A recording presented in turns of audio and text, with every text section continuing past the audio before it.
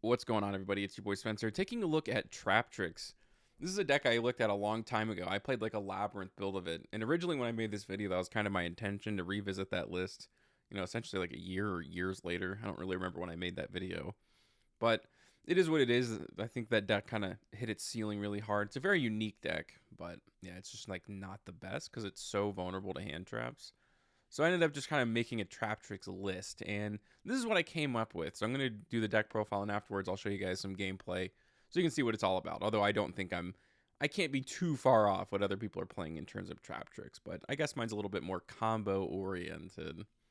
3 copies of Ash, 3 Imperm, and 3 evenly matched. You obviously want to run the highest amount of trap card, kind of going second cards as you can, because you want to be able to pitch it off of Hollow T, which is one of the flagship cards of the deck, obviously.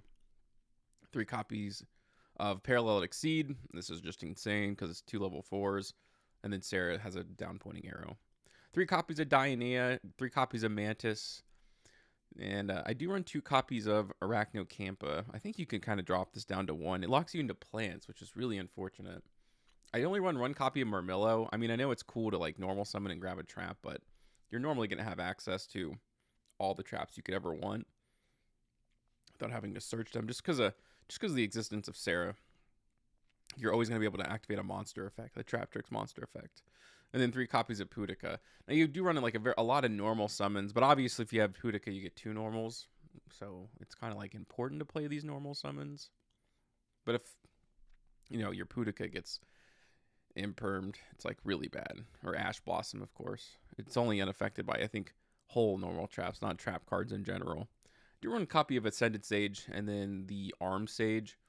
I like to run Utopic Sage in here, so it helps you go into your XYZ Armor Fortress line, which is actually really important in this deck because it can add do trap to your hand. And I do run 3 copies of the Tantalizing Tune, so if you don't have a trap in your hand, it's actually kind of a guaranteed way to do it. And you don't like Ascended Sage or whatever this card is called. Yeah, Utopic Sage, sorry. Besides like detaching 2 materials and giving you a level 4, it has to special one from the deck. So you don't really want to run 1 in case you open 1 in your hand. Otherwise, this card is like a brick and like really messes up that engine. And these are just free level 4 bodies at the end of the day too. 3 copies of the Tantalizing Tune, right? It's to draw 2 card, which is great. 1 copy of the Garden. If you can, there are times when you can not normal summon, and then you can go into Pinguicula, and then you can just like search this. So there's like there's more copies than you would think of this card. 3 copies of Hollow T. This card's actually just kind of nuts. It does a lot for the deck. It brings things out. It's interruption. It's very flexible. 2 copies of Bottomless Trap Hole. And I only run 3 of the whole trap cards. This is the Grave Digger's Trap Hole. This is the best one by far in my opinion. I know there's some like other ones, but this is just so generic and it's like good against everybody. And I just don't think you need to run too many of these trap cards, because they're terrible going second, right? You don't want to see them because it's just your opponent is just going to build a board while you watch them.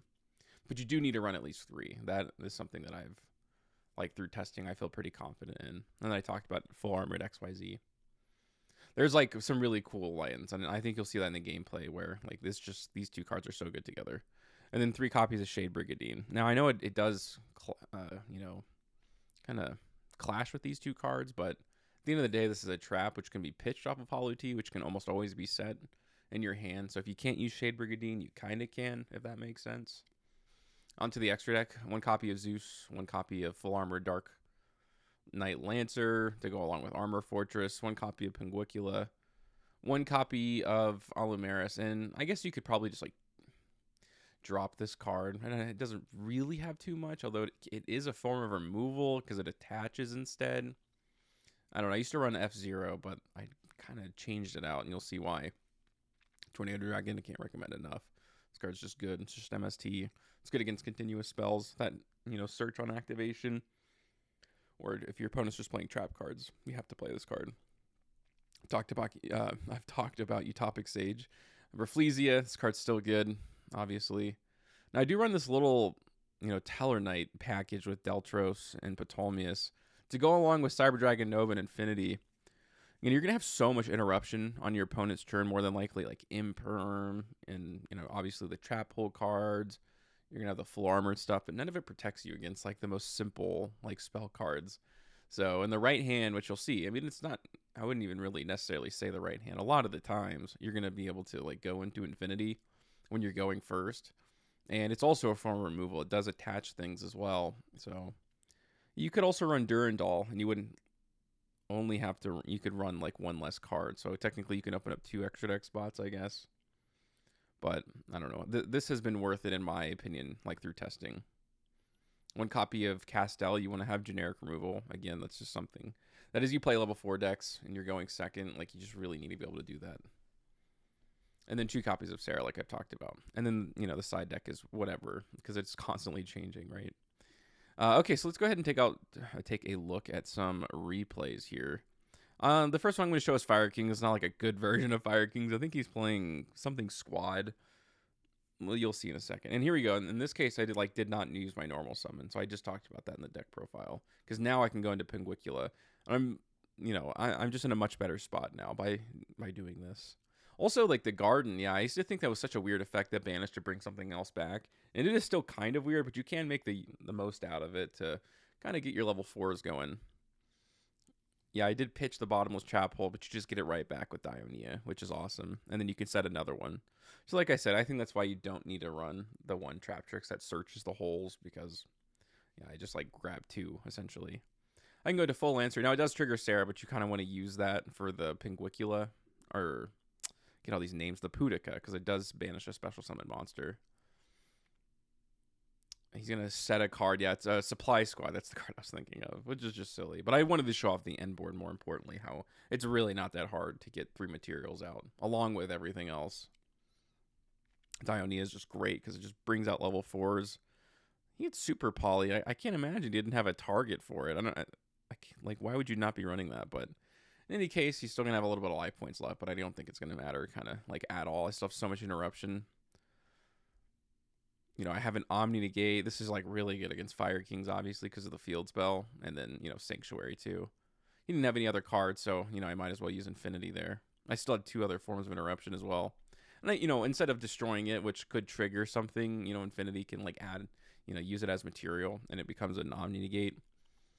So hopefully that kind of convinced you a little bit of the Infinity engine, even though it does take up a lot of extra deck spots, obviously. I think this is also one where I go into Infinity, and I'm playing Dark Magician, so it's not really that important. But yeah, Mantis, I kind of go back and forth on now. In this case, I got really lucky because I did draw the field spell. And then, you know, Shade Brigandine is just obviously just great because it gets you so far ahead of the game, it feels like. There goes the garden. I get the extra normal summon, so I can bring something back. That lets me set a trap. Could have gone into Hollow T, but I don't think I like really could have taken advantage of it.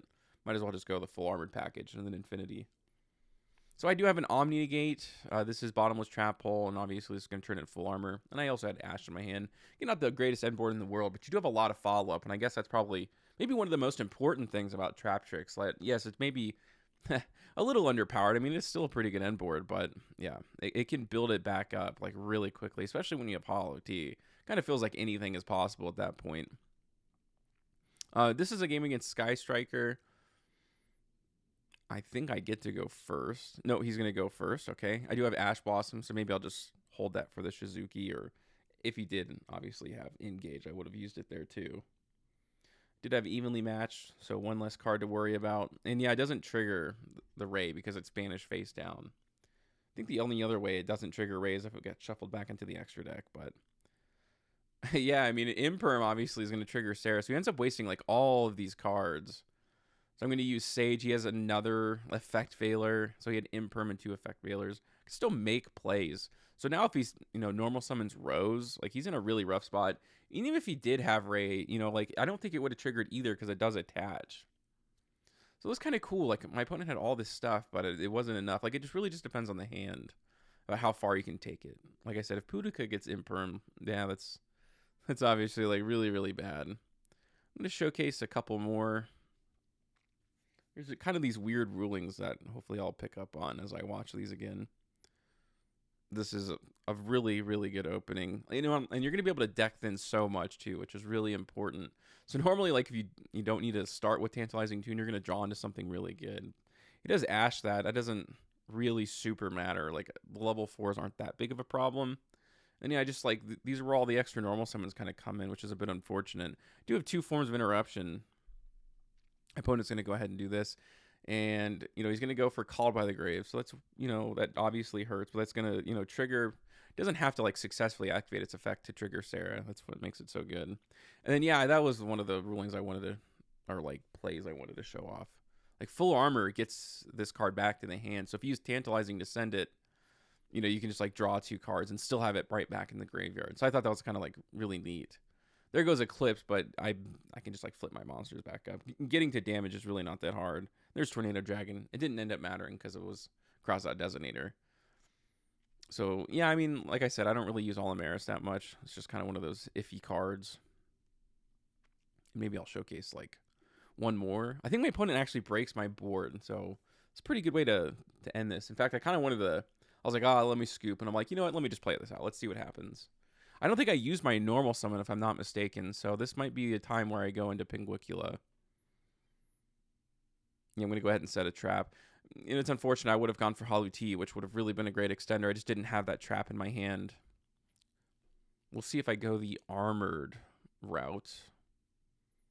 Yeah, maybe I should have done that. Maybe I should have gone into Utopic Sage and then been able to draw too. So, yeah. There's definitely like a lot of practice that goes into this. There's so many different lines and ways that you can kind of conduct yourself. I'm going to go ahead and try to get rid of the Zayaman. I probably should have waited. I don't even know. I guess I was kind of scared of a Synchro 11. But now I'm kind of a sitting duck a little bit. He is going to be able to go into the Goblin stuff now.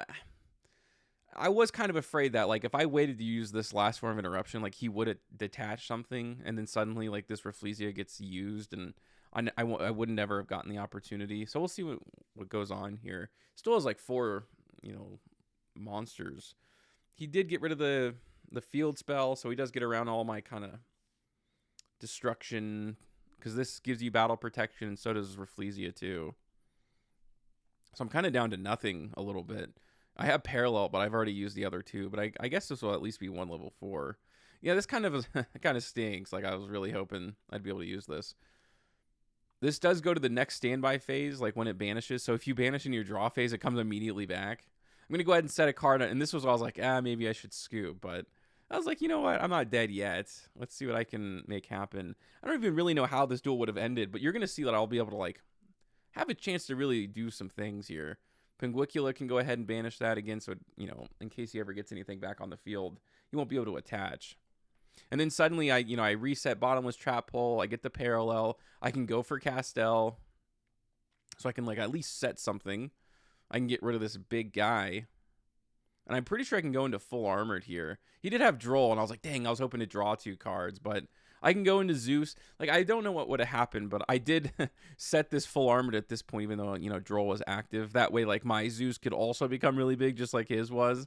And I'm not sure he had an out to it. I don't really know what... I feel like there's a few things he could have top deck. I really wish we could have played this through. But you can see, like, I was kind of down to 2 cards. And then suddenly, like, my board is being built back up. So, kind of fun. But yeah, that is Traptrix. Let me know what you guys think about this in the comment section down below. Other than that, that's going to do it for today's video. And I will see you guys next time.